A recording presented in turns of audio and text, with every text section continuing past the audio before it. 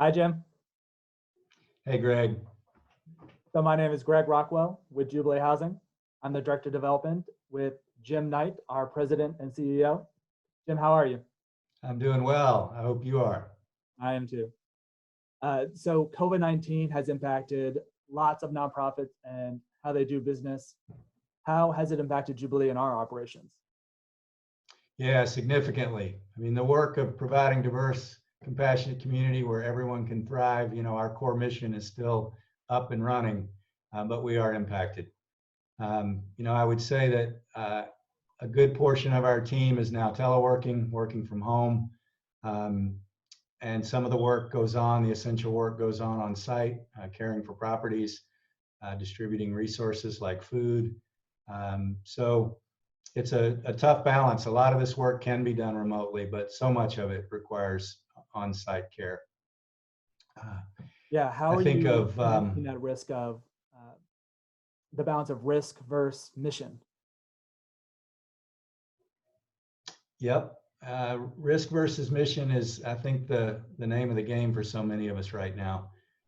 You think about a front door of an apartment building that serves 60 families, how many times that door is grabbed and pulled open and shut, or how many times the elevator button is pushed in a day. Certainly has increased the time and attention to physical care of the properties. At the same time, we've been in position to share food resources with families, and the transfer of receiving food, of getting it ready and then delivering it, and then somebody receiving it. Each of those interactions has the possibility of risk. And so it has been a challenge to get our arms around how to balance the benefits of sharing resources with the risks of providing them.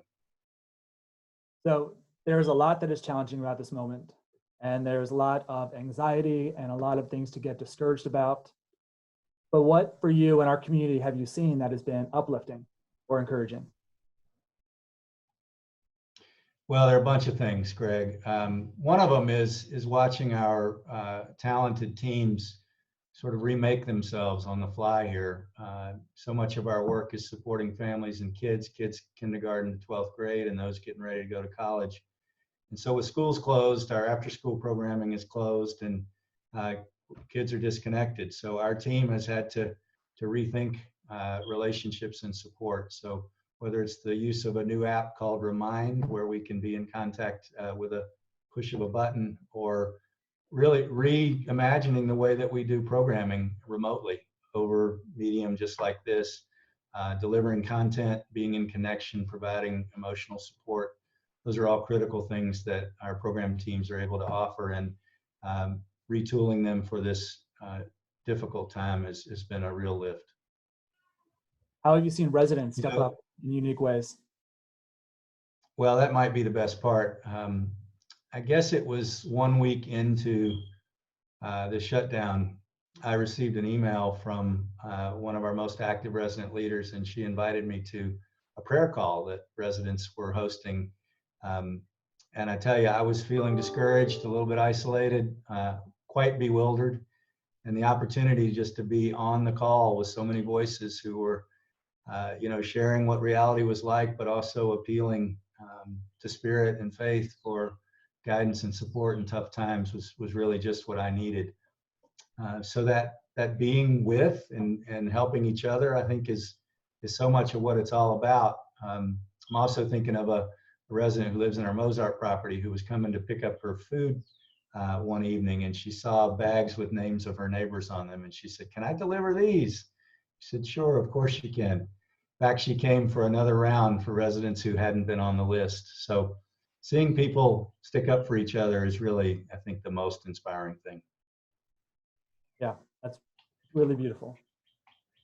So on a bigger level, so many nonprofits have been hit financially by the virus and its consequences.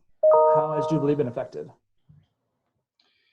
Yeah, I imagine so similar to so many other organizations, whether they're for-profit businesses or nonprofits. We want to keep our people employed. We want to keep them active, delivering mission-critical work. The biggest challenges for us right now, we rely on the rents that are paid each month from residents to support the cost of operations. And as residents are furloughed or losing jobs or at least seeing wages diminish, there's no way that rent can be kept current. So that's one pressure that we face. Another is the impact of all of this on contributed revenue, giving. Like so many other groups, we've had to cancel our spring fundraiser. We have already heard from a few foundations who needed to repurpose their giving, and it has impacted us. So the challenges are significant.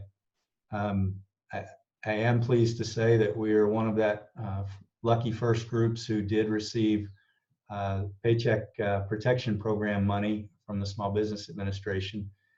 So that helps us a lot. That gives us some breathing room to really retool and figure out what things are going to look like, how long this process is going to last. Yeah, so we've seen a lot of people reach out for ways that they can help.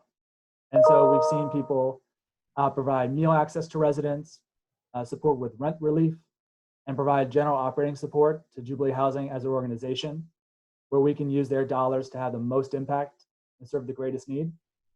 And if anybody wants to support in one of those three ways, they can go to our website and click on the banner there. If anybody has any resources that they can share with Jubilee, they can contact us at info@jubileehousing.org. That's info@jubileehousing.org, and help us get things like personal protective equipment or cleaning supplies or other kind of resources like that. So keep communicating with us through info. The other big inspiration that I have received is so many comments from so many of you. Good wishes, resources, all of it. Please keep it coming. We need each other. All right, Jim. Thanks so much for your time. Is there anything else that you want to say right before we leave? Take care. All right. Thanks, Jim.